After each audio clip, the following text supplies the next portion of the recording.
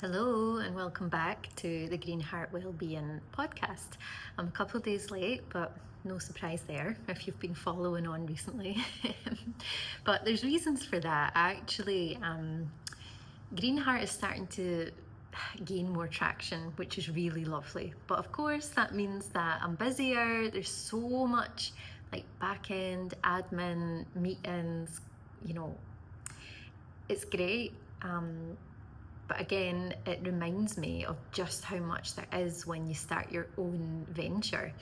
I've always talked about like how busy school life is, and I imagine how busy it is being a parent and all of this. But now I'm starting to learn how busy it can be being an entrepreneur. I don't usually like to use that word, to be honest, but I was at a really lovely workshop today by Wild Talent. There was a lady called Emma, and it was actually her that called me an entrepreneur, just in passing as we were talking in the workshop. And I have to start, reminding myself that that is actually what's happening here. That's what is part of Green Heart. So yeah, that's a whole other episode, I guess, on like self-worth or things like that. But anyway, today's episode, I want to talk about alternative education, and particularly homeschooling or unschooling. This is something that Green Heart Wellbeing is growing to become involved in, and it's actually really exciting. If you had asked Ashley the teacher or Miss Green 10 years ago about homeschooling, I would probably have shared the misconceptions or shared the stereotypical thoughts that are out there. And I probably would have said things like, oh, but how do the kids socialize? How do the parents know that they're getting the best education and things like that? So I'm going to address some of that in this episode. But the reason why I wanted to talk about it is because there's a project in the pipeline, and hopefully I'll be quite involved in that. And of course, wherever I go, there's well-being education and positive psychology, and that's going to be a huge part of the project as well. So when I talk about homeschooling or unschooling, it's an important topic because so many families are starting to choose this pathway. It's happening here in Dubai, it's happening in the Middle East, it's happening in the UK, and it's huge and really established within the US. So yeah, more families are actually questioning traditional schooling, especially when there's so many options, and again, if there's the added layer of school fees. So for example, like I say, in Dubai here, many of the schools are fee paying, and that again opens up so many different elements to it, like what parts of the education system or what parts of the school are the priority for you and your family. So it's a big conversation, and many families are having it. And one of the options that's starting to come up for many is the homeschooling or unschooling approach. So this episode is talking about some of the curiosity around that. I've been reading a lot more, learning a lot more over the past few months, and there are definitely things that I hold dear from like the traditional education system, but also a lot of them can be taken into the homeschooling groups and things like that. So why are families looking elsewhere? And this is taken from many conversations that I've had recently, and also listening to groups of parents talk. I've been at events where parents are talking about homeschooling, and I've met parents that homeschool their children. So one of the things is like pace and pressure, especially in like highly academic schools, secondary schools for sure. There is a lot of pace to consider. The pace is so fast moving, and there can be a lot of pressure, whether that's from parents themselves, and it always comes from a place of love. Like, of course, parents want their children to succeed and do well. Teachers are under pressure. There's systems in place, and we want our benchmarks, and our teachers and schools and parents want the children to meet those benchmarks. Also, I just want to add, when I talk about the curiosity around this, I'm actually not trying to convince anybody one way or the other. These are just like my personal thoughts on homeschooling, particularly because I'm going to be involved in a homeschool project, and I'm going to talk about that soon. So families are starting to look towards homeschooling or unschooling, and one of the reasons is like the pace and the pressure that I mentioned. For some children, the school environment might be really overwhelming. We've all, especially teachers, you all know the children within your class where there may be a quieter person or they're more reserved, and the whole noisy, loud environment can be a lot for them, especially when there's schools that have got like 3,000 and 4,000 children. So it might just not suit their style of being a human. And although it's great exposure and they can find out who they are in situations and areas like their schools like that, for some it just doesn't work. It can be a lot, so it can be kind of overstimulating or overwhelming. Again, like I mentioned, fees are part of the conversation. Some families just simply can't afford high school fees across the world if you're working with or living in an area where there's private education systems. And yeah, I guess this is a big one, and this is what I've heard quite often, is children don't fit in the system. Families and friends that I've heard recently, I'll talk about how there is like an education system, and many schools do their best to provide individualised learning for that child, but it can be really difficult in the classroom environment when there's 26, 27 other children, or even 22. Like teachers do their very best, of course they do, that's part of their job, that's what they're there for. But some children, they don't fit into the system and don't want to be, or don't want to learn the way that is offered. So again, that's an interesting thought when it comes to the homeschooling conversation.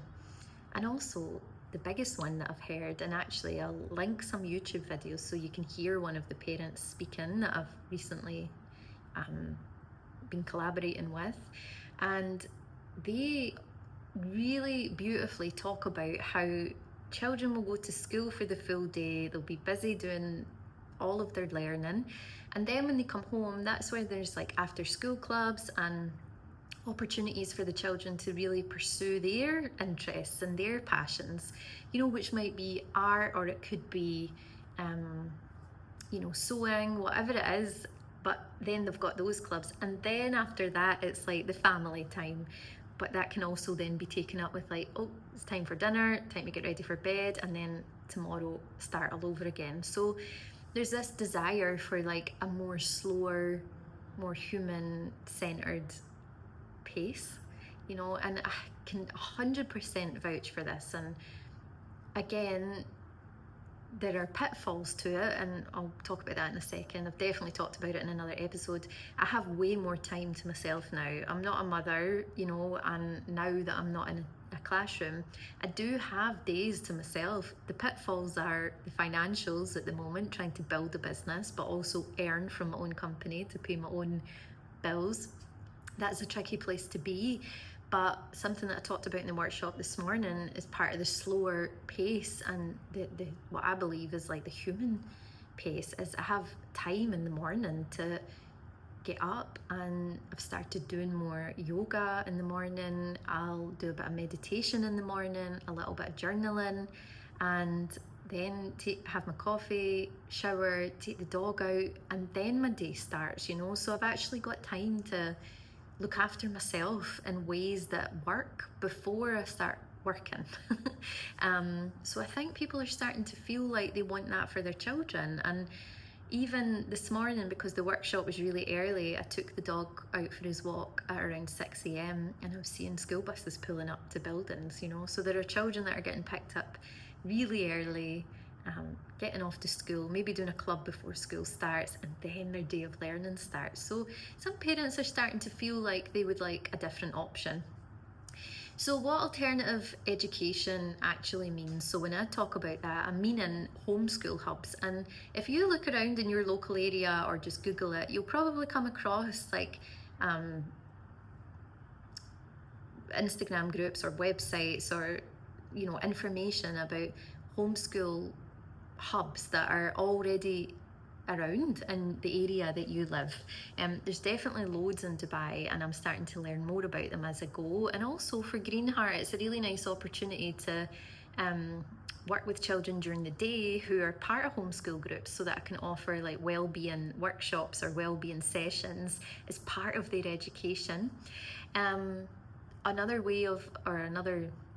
part of the alternative education is like parent-led learning pods. So parents will pull together and use their experience in the world, like perhaps somebody works within finance, somebody works within well-being, someone might work in or have worked in education or whatever it is, and they take ownership for different areas of learning for the little groups. Again, another variation of that is like micro schools. I was at a talk recently where there was a man who's been involved in developing alternative education programs, and he referenced like micro schools that are like that, exactly what that sounds like, just like a little community where different people can contribute and support, and it's a schooling system, but it's just maybe not the traditional one that we would think about. And then unschooling or child-led learning. So this is one that I think is really fascinating, about how families, have their children out of the traditional education system. And there's loads of lovely podcasts around unschooling that I've been listening to, so I won't do it enough justice the way that I explain it. But it's basically, children learning in the real world and the environment. So it might be family might travel somewhere and they'll learn about different things along the way. And it's living life with an element of education threaded throughout the ecosystem of living, so that's a really fascinating one to me that I'm trying to learn more about. And then also, depending on the local authority or governmental body, then there might be some hybrid models. So I know that in some places there might be certain permissions that are needed, but it might be school for a couple of days and then unschooling or homeschooling on the other days. Especially, I've heard this before, and for sure came across this in the UAE, where perhaps there's a child who's got a specific skill or talent, like for example they might be involved in I can't remember what the one, if it was a specific sport or racing, something like this, and then they had special permissions to do their learning in an alternative way because they were so passionate about this subject, but we're also really excelling in it on a global platform.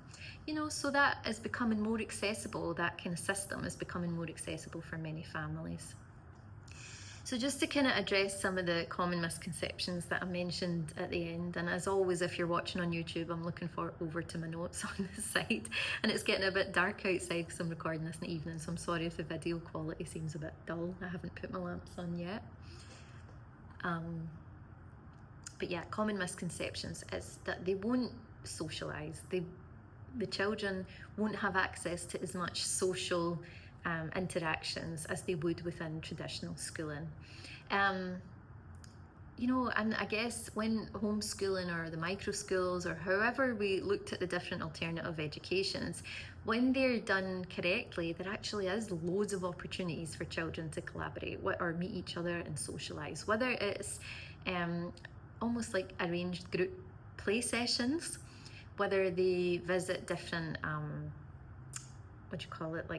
different, not playhouses, but I can't get the word out that I'm trying to say, like community centres or specially designed areas for children that are set up for, like, for example, a ceramic pottery place, or there's educational centres around Dubai. One is called Woohoo, I think, and that's amazing in there, and if the homeschool groups or homeschool parents are connecting, of course, via social media or finding each other, seeking each other out, they can arrange learning within these places within the community.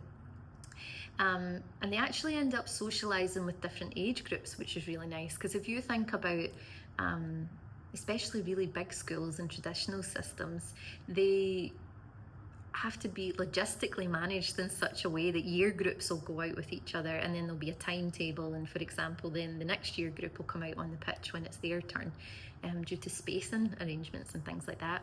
And although schools do loads of lovely things like buddy systems where the older kids will come and maybe read with the little ones and things like that, homeschool or alternative education groups do get the opportunity to mix and learn with different ages within that group, so they can actually do a lot of peer learning, and there's a lot of learning in that, even lots of skills that are developed in that kind of environment.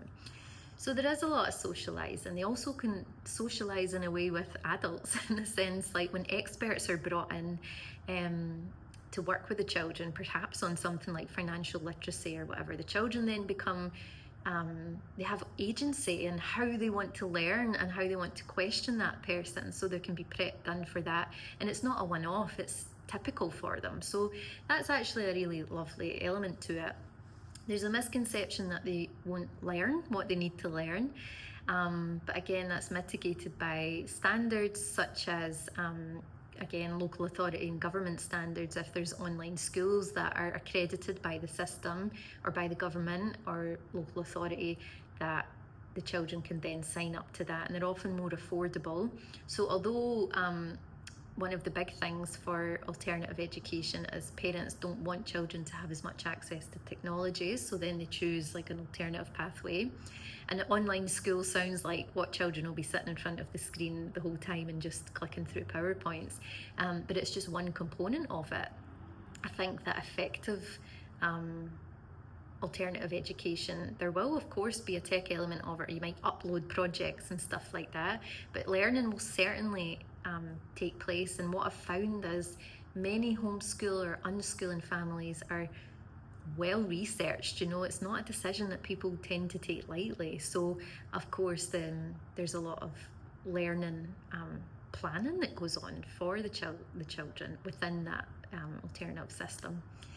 And another misconception is it's only for certain families, and again it is accessible to everyone, but it's got to be well researched, like I mentioned. And again, I'm not trying to convince or persuade one way or the other, but it's interesting to me to see how this kind of alternative educations can work for different families, which is really nice.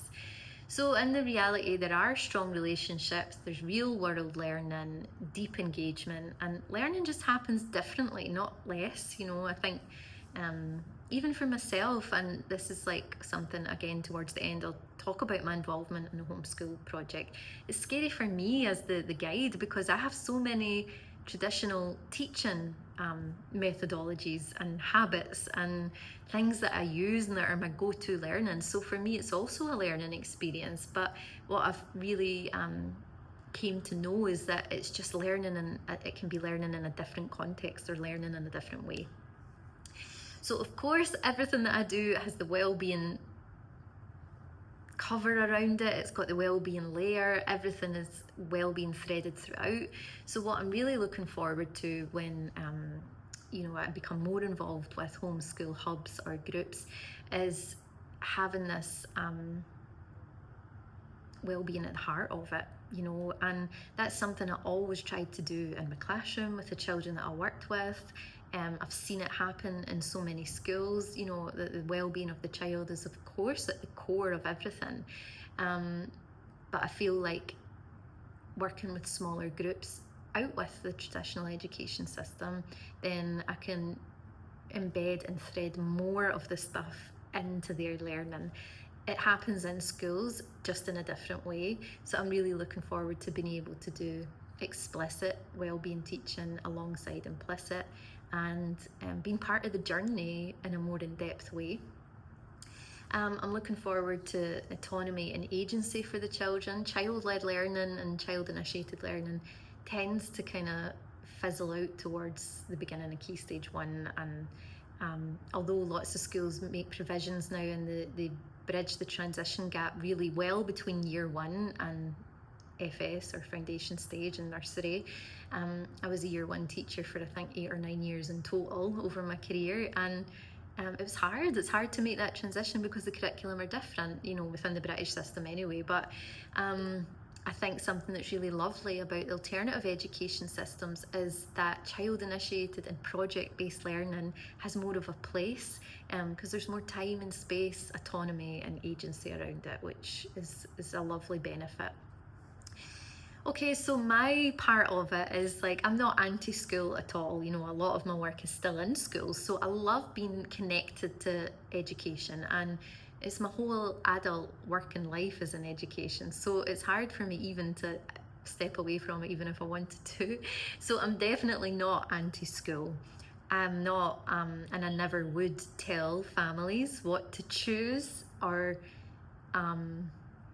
you know, be even part of that decision. It's a family decision. But what I do believe in, and what I'll wholeheartedly always support, is preventative well-being education across all models. Like, well-being and positive psychology and everything isn't just there as a buzzword. It shouldn't be there just for the children that are having trouble. It should be available and supportive for all stakeholders in the community, you know, parents, staff and children.